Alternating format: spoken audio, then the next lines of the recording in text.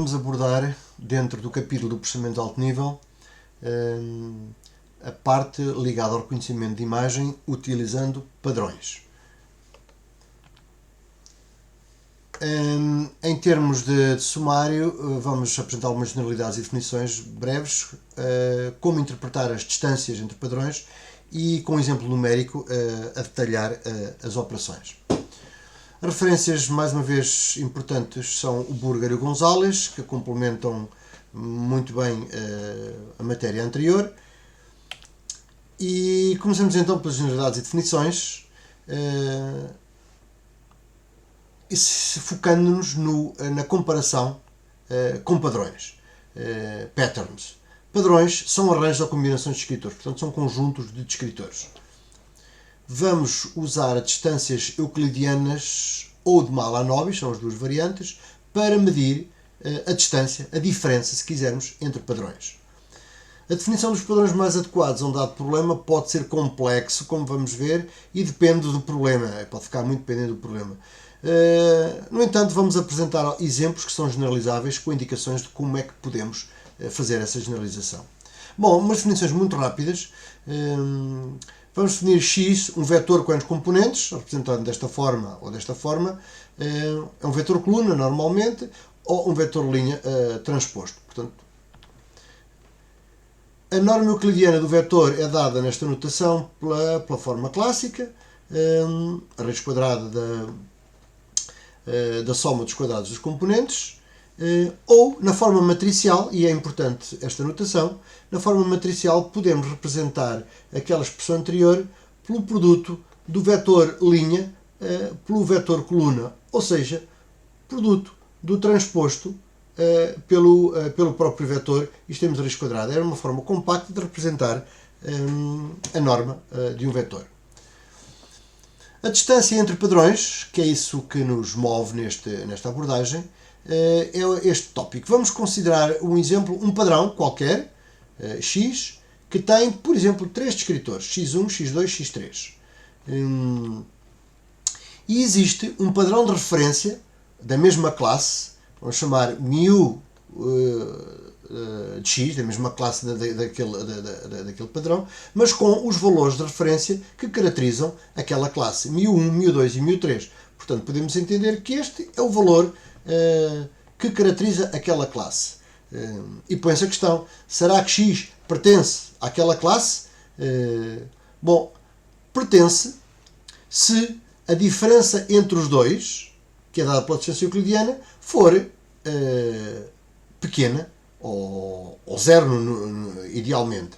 Portanto, a distância euclidiana, entre a diferença vai-me dar o grau de semelhança e que se representa desta forma. Portanto, o vetor x menos o padrão transposto vezes o vetor x menos o padrão. Se der zero, é obviamente x é igual a μx. Se der valores muito pequenos, podemos dizer que é aproximadamente igual e conclui-se que será da mesma classe. E vai ser esse o nosso critério. Uma outra variante da distância é a distância de Mahalanobis, que é uma generalização da distância euclidiana para acomodar a covariância entre componentes do vetor. Portanto, os componentes são os descritores.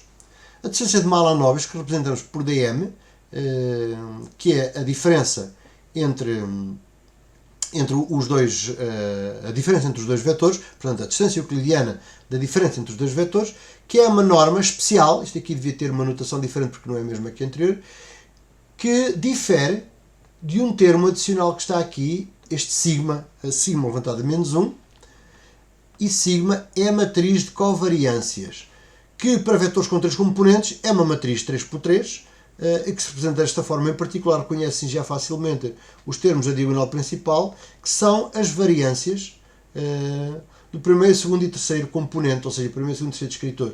Os outros termos são as variâncias cruzadas, ou o termo correto é covariâncias, entre os diversos componentes de um descritor. Portanto, traduz a variância combinada de propriedades entre si. Portanto, quando uma sobe, outra também sobe, quando uma desce, outra também desce, ou não. Se casos particulares da distância de Mahalanobis, Se a matriz sigma for identidade, então ficamos com o caso da distância euclidiana clássica. Basta voltar aqui atrás. Se esta matriz for identidade, a sua inversa também é matriz de identidade, e caímos no caso clássico de a matriz de identidade é o elemento neutro da multiplicação de vetores, portanto é a distância euclidiana. Mas se a matriz sigma for diagonal, portanto não há termos de covariância, significa que só há os termos de variância dos três descritores. A sua inversa é dada, demonstra-se facilmente que é dada por uma matriz diagonal composta pelas inversas dos termos da diagonal principal, da diagonal da matriz. Se for nesse caso, tem-se aquilo que se chama a distância euclidiana normalizada, que é uma distância euclidiana clássica, espero que uma pequena diferença, é que os termos da diferença ao quadrado das componentes são agora normalizados, chamemos-lhe assim, pela variância. Claro que a variância não pode ser zero, tem que haver alguma variação estatística. E aí é o que distingue a distância de Mahalanobis dos restantes. Pronto, neste caso é um caso particular. Neste exemplo aqui, n seria igual a 3, por causa de temos 3 termos.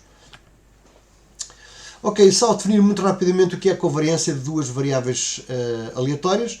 X e y são duas variáveis aleatórias, VA, que a covariância descreve-se desta forma, sigma xy, a covariância, e a definição formal é esta. É uma média dos produtos cruzados das diferenças com as respectivas médias. Esta é a definição formal que se pode calcular desta forma e que vamos demonstrar já a seguir, relativamente rápido. Isto é a esperança do produto das duas variáveis menos o produto das esperanças das duas variáveis. Esperança é de x, é a esperança matemática, na prática é a média, aproxima-se pela média. Esta é a definição de esperança, em que temos aqui a probabilidade, mas como nós não sabemos a função de distribuição de probabilidade ou densidade de probabilidade das nossas variáveis, aproximamos pela média, quer para da variável x, quer da variável y, e também do produto das duas variáveis. Portanto, este sinal significa que é estimado por estes valores teóricos, são estimados por estes valores reais. Se x e y forem independentes, a sua covariância é zero. Por outro lado, a covariância de uma variável consigo próprio é a sua variância, porque basta comparar esta expressão com aquela ali em cima e ver que são casos, que é o caso particular quando as variáveis são iguais. Bom, vamos demonstrar esta expressão, porque esta expressão é mais fácil de calcular do que esta, ou pelo menos tem menos termos, que vamos ver já a seguir. Portanto, demonstração da expressão da covariância. Esta é a definição formal. Se desenvolvermos este produto, portanto, produtos cruzados, aqui rapidamente chegamos a estes 4 termos, destes 4 produtos cruzados. Não esquecer que as médias são constantes, portanto, nesta expressão são constantes, não dependem do I e do somatório, portanto, podem ser facilmente reorganizadas. Fica fora do somatório porque 1 sobre n de n vezes aquela expressão dá aquela expressão. Dentro do somatório, mais uma vez, identificamos aqui as partes, os termos que não dependem do somatório e podem se organizar, estão aqui, e se repararmos, rapidamente se vê que este termo que aqui está, afetado o fator 1 sobre n, é a média de y, e este termo que aqui está, afetado 1 sobre n, é a média de x. Ou seja, podemos escrever esta expressão, este termo vem dali, este termo vem daqui, e este termo vem dali. Muito facilmente se verifica que estão aqui 3 termos muito similares. Simplifica-se com este, sobra-nos este termo que vai para ali e o restante está aqui. Facilmente se verifica que isto que aqui está é a esperança do produto das duas variáveis e aqui o produto das esperanças. Portanto, a covariância pode ser calculada muito facilmente com uma expressão desta. O produto das médias e aqui a média dos produtos, se quisermos pensar assim. Ok, vamos tentar interpretar as distâncias de Mahalanobis e euclidiana e de Mahalanobis. Ou seja, qual é o significado deste termo que ali está? Primeiro, recordar xn, então o nosso termo desconhecido, é o nosso objeto, portanto é um padrão, um conjunto de descritores de um objeto que não sabemos a que classe pertence, e μm é um padrão de referência, portanto define a classe m. E este número traduz a distância entre o nosso objeto desconhecido e um padrão de referência m. Ok, agora há duas possibilidades. Todas as classes possíveis são conhecidas? Ok, se sim, a resposta vai ser fácil. Ou pode haver classes desconhecidas? Significa que não há padrões de referência para todas as classes possíveis. Portanto, o nosso conhecimento do problema é limitado. Vamos ter que tomar decisões, que esta é a situação mais complicada e que vamos abordar a seguir. Ou seja, dito de outra forma, se as possibilidades de classificação são todas conhecidas, então para uma dada amostra xn, que é desconhecida, basta procurar o menor valor de todas as distâncias. Portanto, vou comparar a minha amostra com todas as referências, para todos os valores de j, e claro, e a que der mais próxima, a que der mais pequena, será a mais próxima, porque a distância tende para zero para objetos iguais, ou parecidos, chamemos-lhe assim. Pronto, este problema é fácil de resolver, testa-se para todos e vê-se do qual ele está mais próxima, essa é a nossa classe, está classificada. O problema é no outro caso. Se admitirmos que há classes desconhecidas, então não há garantia que a menor das distâncias corresponda, de facto, ao padrão, à classe certa. Isso acontece quando há objetos estranhos que não pertencem a nenhuma classe conhecida, portanto, há novas classes desconhecidas. Então, nesse caso, podemos definir um limiar L de distância, é um limiar relativo, acima do qual se considera que não há reconhecimento. Quer dizer assim, podemos pensar desta forma, olha, a distância de xn ao padrão mais próximo, mesmo assim ainda é muito grande. Ok, então não pertence a nenhuma das classes, é um objeto desconhecido, porque a sua distância é demasiado grande a qualquer dos padrões de referência definidos. Pronto. O problema está em definir o que é demasiado grande ou qual é o valor limiar de L, porque de facto eles estão relacionados. Vamos retomar isto mais à frente. Em termos de formalizar a operação, isto é só a representação matemática daquilo que dizemos há pouquinho. Portanto, primeiro caso, recapitulando, tudo é conhecido, então a classe do meu objeto, quando eu digo tudo é conhecido, quer dizer que eu tenho referências para todas as possibilidades e não aceito possibilidades novas. Portanto, os objetos pertencem àquelas categorias. Imaginemos, temos 10 categorias de classificação. Então, assume-se que o meu objeto desconhecido pertence a uma daquelas 10 classes. Nem que fique muito distante, vamos procurar a distância à qual ele está mais próximo. É o que fazemos aqui.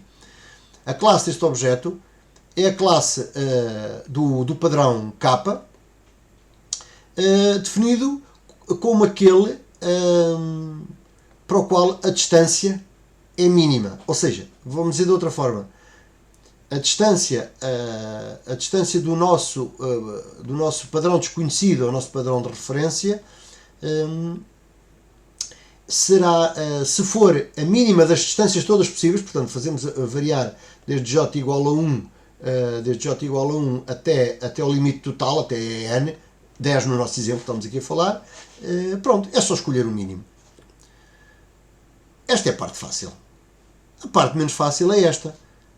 Se de facto puder haver objetos desconhecidos, então o mínimo não me garante que estou a escolher a classe certa. Então o mais que se pode fazer é estabelecer um limiar relativo, um fator de relação L menor que 1, podemos pensar em termos percentuais, e, por exemplo, imaginemos 0.1. 0.1 corresponde a 10%. Um objeto xn desconhecido pertence à classe K se a sua distância a K a dividir pela máxima das distâncias todas possíveis for menor do que L. Portanto, se todas as distâncias não forem suficientemente grandes, então dizemos que não pertence à classe 1, portanto não verifica esta expressão. Isto é um pequeno problema, é que isto pode levar a conclusões múltiplas, porque pode haver vários xk que verifiquem esta condição.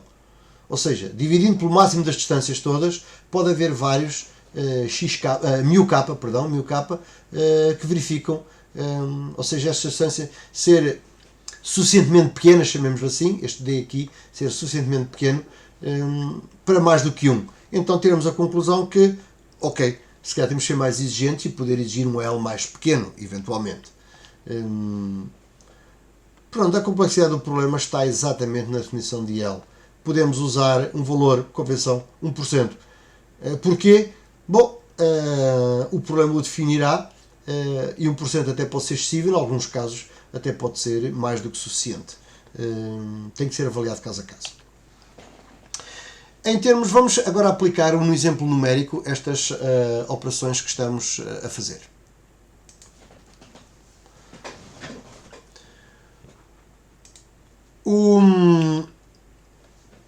Este exemplo parte da ideia que temos dois objetos que sabem que pertencem a duas categorias, A e B, duas classes, e vamos identificá-los com três descritores. Por exemplo, o fator de forma, a solidez e a excentricidade. E a questão, o desafio é, dada uma lista de objetos desconhecidos e com base no padrão que os representam, indicar a categoria que cada um deles apresenta mais semelhança, usando os conceitos de distância euclidiana e distância de Mahalanobis. Portanto, vamos ter duas categorias, duas referências, e vamos tentar comparar uma lista de objetos, ver com qual dos dois cada um deles é mais parecido. Vamos então definir dois objetos de referência e os respectivos descritores. Uma pá, objeto A, e que tem estes descritores. Portanto, são as propriedades que descrevem esta pá. O objeto B, um serrote, que tem estes descritores, são as propriedades. Fator de forma, solidez e excentricidade.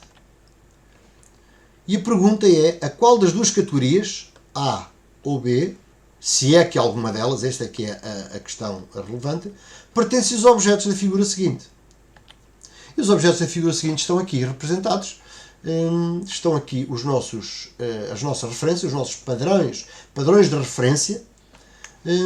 E aqui estão todos os padrões dos diversos objetos desconhecidos, entre aspas. E podemos comparar. Bom, este primeiro, só muito rapidamente, é igual a este. Porquê? Porque este foi usado. Ok, aqui não há grande novidade. Tal como este que aqui está, foi usado como referência a este. Portanto, é natural que a diferença, estes dois, este e aquele, apesar de não terem o mesmo número de casas decimais, são o mesmo, portanto são iguais, pertencem à mesma classe, e este com aquele também. Do restante já não é tão óbvio. Por exemplo, esta pá aqui, ok, 192, 198, não está muito diferente.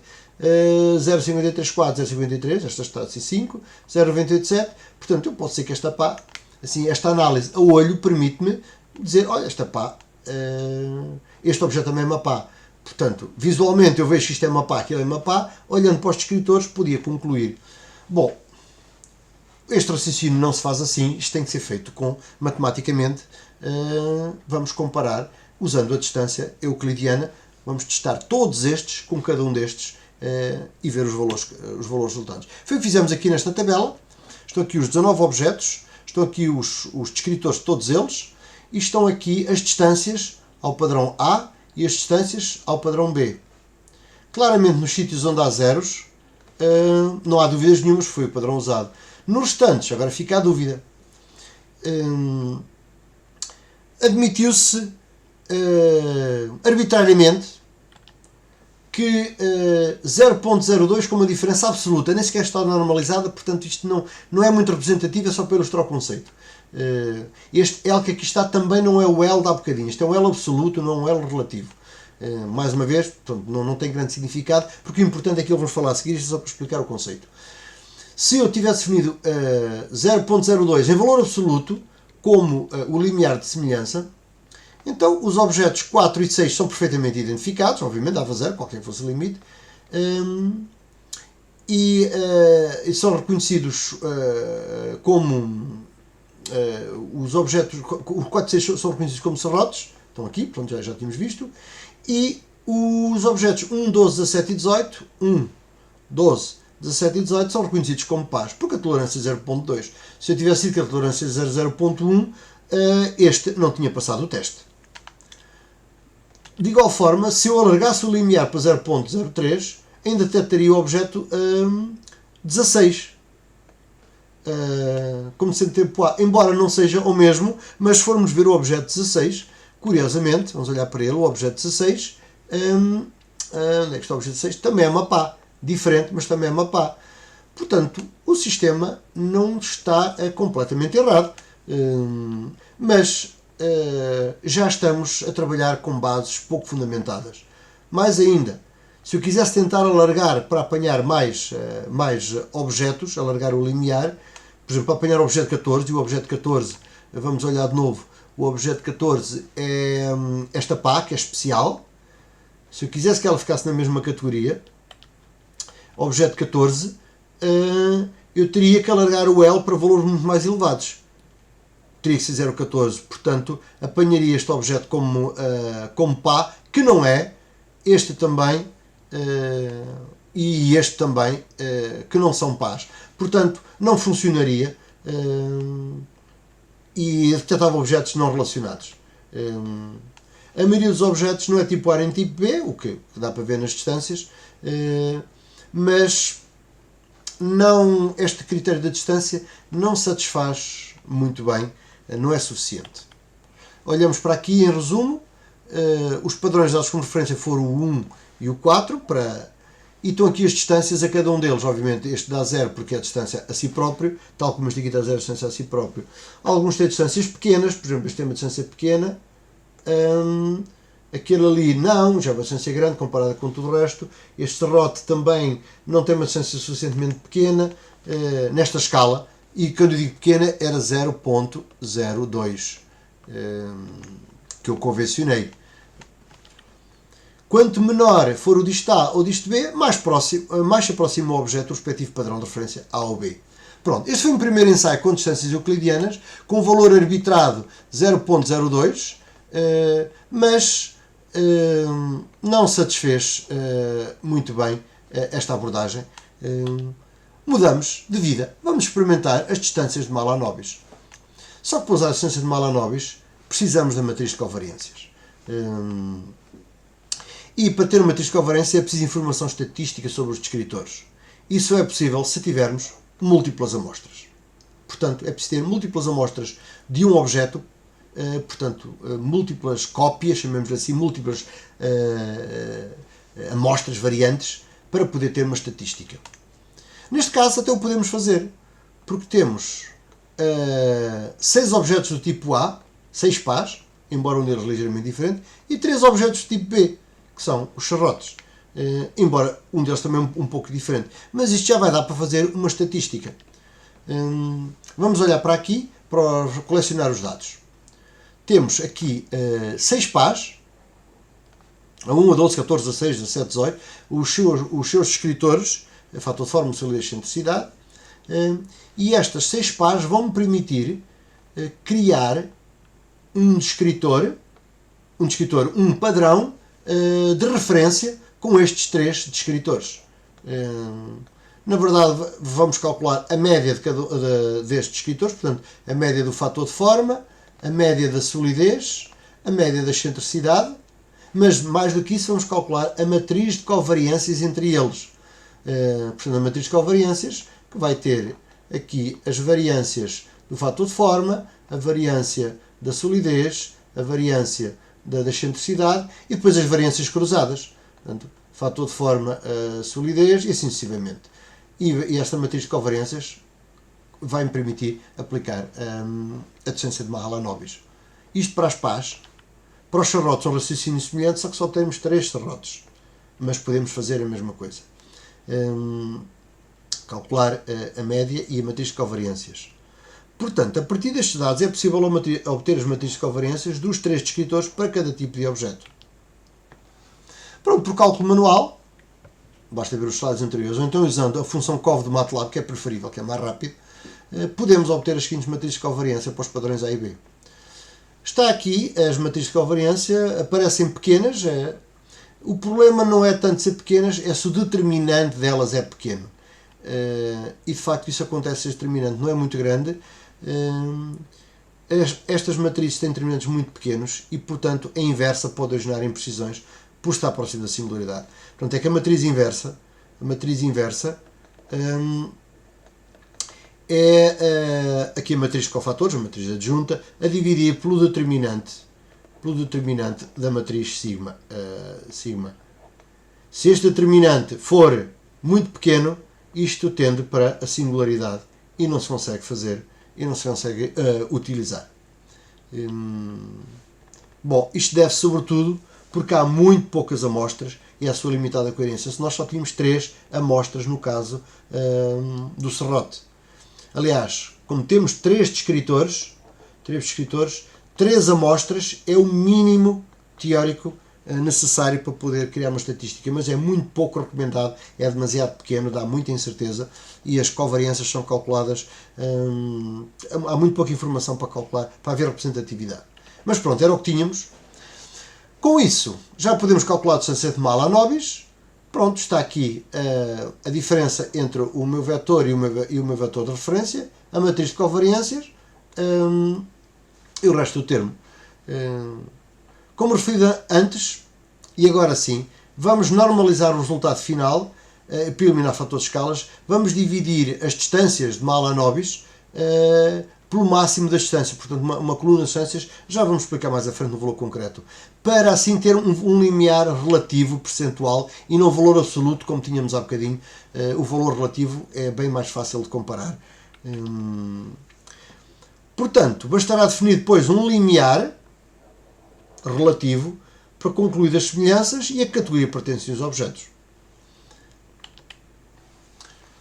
Bom, parecem muitas contas, mas e de facto são algumas contas, mas o MATLAB permitiu fazer com a função, permite fazer quase tudo com a função Mahal, que esta função pertence à toolbox da estatística, e vamos ver em detalhe como é que isto se aplica.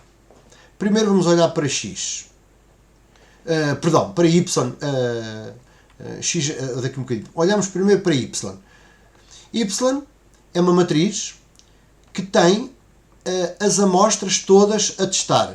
Por exemplo, numa imagem eu tenho 30 objetos que quero tentar classificar, estão aqui estes 30 objetos, põem-se na matriz Y. Portanto, por linhas. E ao longo das colunas o que é que ficam? As amostras estão aqui ao longo destas linhas e aqui fica representado o padrão, portanto, os descritores, neste caso os 3 descritores das nossas amostras. Por exemplo, se tivéssemos as tais 20 objetos para descobrir, tínhamos os 3 descritores para cada um, tínhamos aqui uma matriz de 20 por 3. Depois precisamos do padrão, e é isso que daqui sai o x, do padrão para comparar todas estas amostras com o padrão de referência. Mas o Mahal, esta função, é particularmente inteligente porque não nos pede o padrão de referência, pede-nos amostras para ele próprio calcular o padrão. Foi o que fizemos há bocadinho usando as 6 pás. 2, 3, bom, aqui é M objetos. Portanto, usamos estes M amostras que sabemos que pertencem a uma dada categoria, nós próprios é que o estipulamos, e com isso vai-se definir um padrão de referência para aquela categoria. Se fosse uma pá, há bocadinho, eram 6 pás que teríamos aqui, porque acho que tínhamos, se fossem serrotes, eram 3 serrotes, e estão aqui os descritores de cada um deles. Portanto, esta matriz X é a matriz de amostras para calcular a referência para um dado padrão. de onde se calculará este padrão, x, e a respectiva matriz de covariâncias. Pronto, são amostras dos descritores a usar para calcular a referência a B, C, são os descritores de referência para o padrão x. Finalmente, D, que é a distância de Mahalanobis, portanto um conjunto de distâncias, ao quadrado, portanto, para as contas serem mais rápidas, de cada uma destas amostras, portanto, este D vai ser uma matriz, um vetor, linha ou coluna é indiferente, vamos admitir que é um vetor coluna para ser mais fácil de perceber, vetor coluna, em que vai ter a distância do primeiro a x, a distância do segundo a x, a distância do terceiro a x e assim sucessivamente. Portanto, este D é de facto um vetor que vai ter a distância dos y termos ao padrão x. Portanto, se eu quiser procurar a que padrão pertence cada uma destas amostras, vou ter que fazer o Mahal várias vezes, ou seja, vou ter que invocar o Mahal com todos os x. Vamos imaginar que tínhamos 5 padrões x1 de referência, 5 classes, x3, x4 e x5. Eu teria de comparar, tinha que fazer esta operação 5 vezes, portanto ia ter 5 vetores de distâncias e que me iam dar as distâncias de todos estas amostras aos diversos padrões calculados desta forma. Bom, vamos comparar os métodos